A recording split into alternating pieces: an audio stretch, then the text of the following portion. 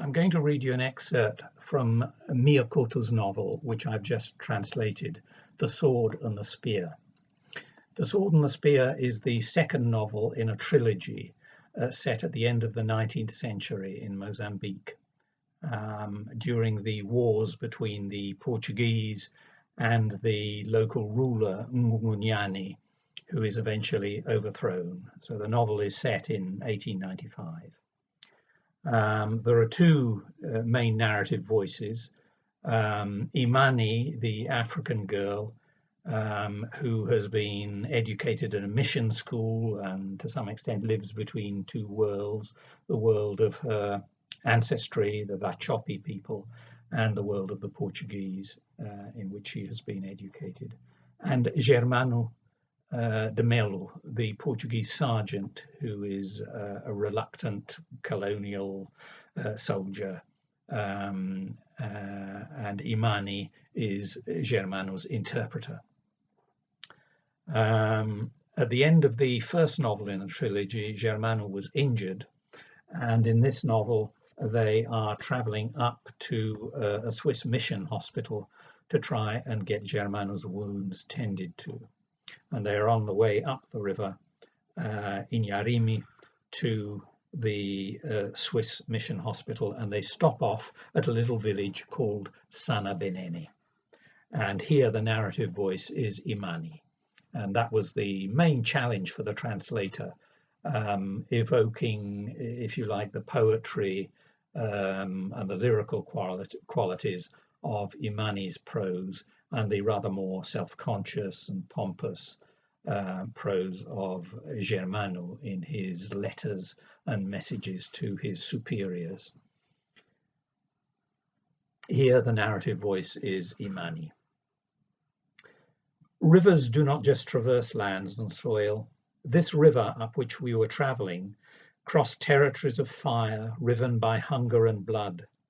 But our dugout managed to put a distance between us and all that. As we navigated through dense forests, the war seemed far off and remote. Eventually, we reached a backwater where the current was less strong. We had arrived at Sana Benene. Next to the shore, there was an old church, the walls of which looked as if they were made of water in the noon light.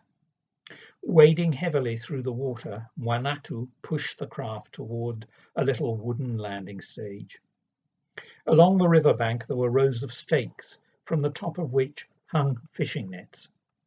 The boat finally came to a stop, its hull creaking as it rubbed against the rotting planks of the landing stage.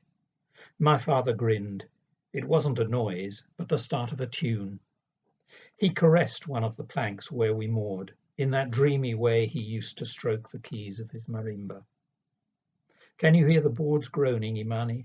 It's the tree calling for its offspring. Leaning on his Italian friend, Sergeant Germano de Melo hurried to get out of the boat. He staggered about on dry land in a daze. The river had invaded his eyes.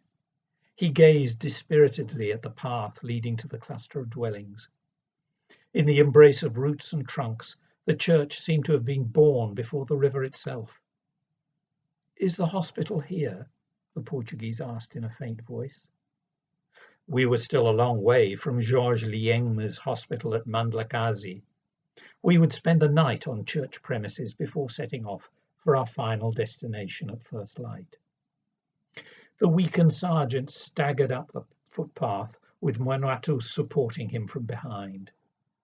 Halfway up the slope lay the scattered remains of the church steps. Rain and time had dislodged the steps leading to the building. The slabs of paving seemed to be returning to the ground from which they had been torn. At the entrance to the church, we clapped our hands to show our respect. We do not knock on doors as the whites do. The door is inside the home. The house begins when you cross the threshold of the front yard. Father Rudolfo Fernandez soon emerged from the shadow. It was years since I had last seen him. I spent my entire childhood with him at the church in Macumani. It was with the priest that I had learned to speak to speak and write the language of the Portuguese. Let us say that it was through him that I learned to stop being a young black girl of the Vachopi people. Rudolfo Fernandez had aged. His beard was white and his hair long, dishevelled and greying. He came over, wiping his hands on his dirty frayed cassock. When he realized who I was, he raised his eyes to the heavens and gave me a heartfelt embrace. God be praised, Imani, my little Imani, just look at you.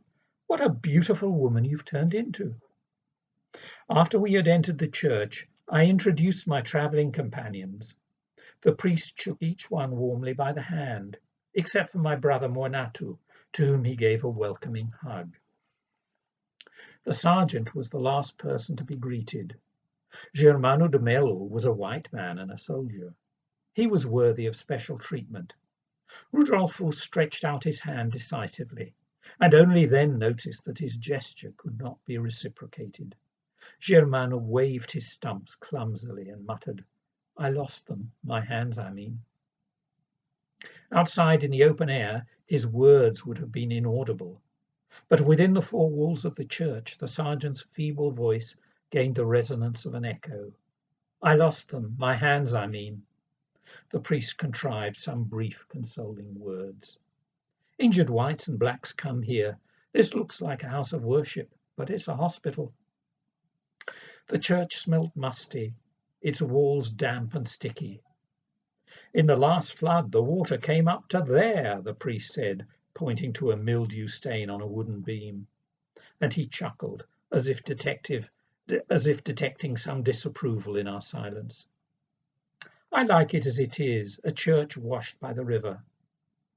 The altar displayed religious figures carved from aged wood.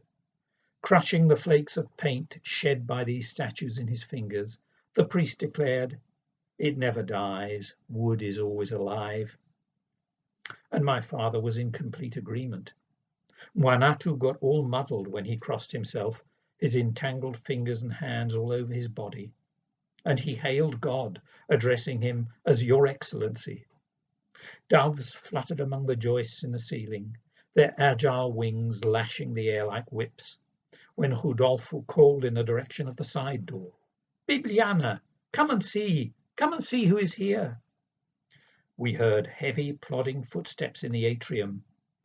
Whoever was coming wasn't barefoot.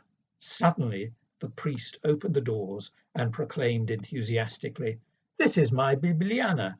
Come here, girl." A tall, thin black woman appeared in silhouette against the light, wearing a red silk dress.